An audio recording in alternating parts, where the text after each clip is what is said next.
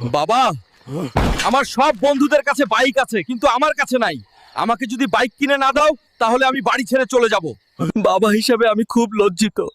ছেলেকে এখনো বড় কিছু কিনে দিতে পারিনি। কি আর করব, জমি চাষ করে তো এত টাকা পাই না। স্যার, এই বাইকটার দাম কত?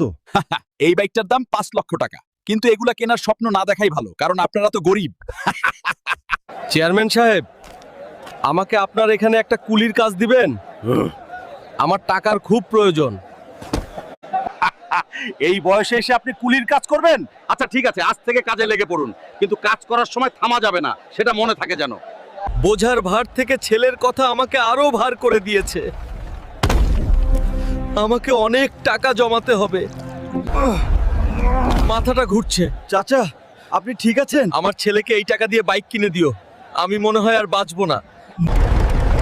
এই নে হাল্ক, তোর বাবা তোর জন্য বাইক পাঠাইছে।